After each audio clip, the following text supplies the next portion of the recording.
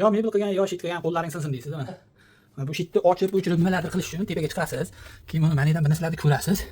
Nimani bo'layotganini ko'rishingiz uchun ham ko'rasiz. 1.5 ga 16 talik avtomat qo'yib ketgan, 2.5 ga 25 talik.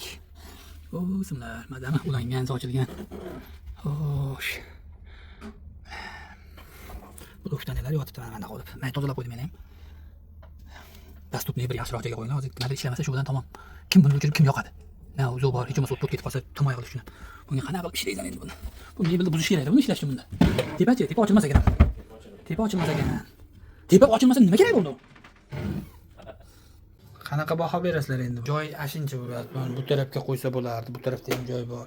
Bu yoqqa qo'yib turib shkafni ichida jaras yashiraman degan bo'lsa, bu yoqqa qo'yib turib bekitsa bo'lardi. Shuncha joy bor edi.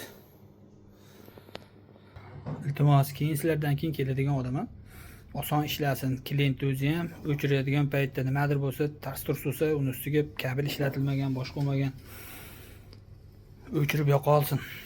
Yana mana zo'r ish qilgan mana. Mayda pastga bir narsa dermiz qilamiz. Endi qarang, servis keldik. Mana biz kat yo'l davlat tashlaryapti, nimadir bo'lyapti. Endi kat yo'lni qanday ochamiz? Savol. Nasıl ishlanayapti ichida? Mana ham shunday qo'yib qo'ygan. Nimadir bo'lsa stabilizator yonib ketdi deylik, yo boshqa bo'ldi deylik. Mana endi nimadir bo'lib uni qizib, o'tni kat yo'lni o'zida gaz qo'yiladigan joyda nimadir bo'lib olov ketib qoldi. Hayda blokdan turibdi tayyor.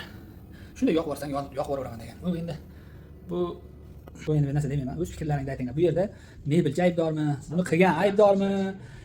Santexnik aybdormi? Elektrik aybdormi? Prorab yo uy egasimi? Endi uy egasi desang, uy egasini tushunsan, tushunmasa, bilmasa. O'z fikrlaringni pastga yozinglarchi, bir ko'raylikchi. Kim qilgan bo'lsa ham lekin yaxshi ish qilmaslar, ko'rib turgan bo'lsalar.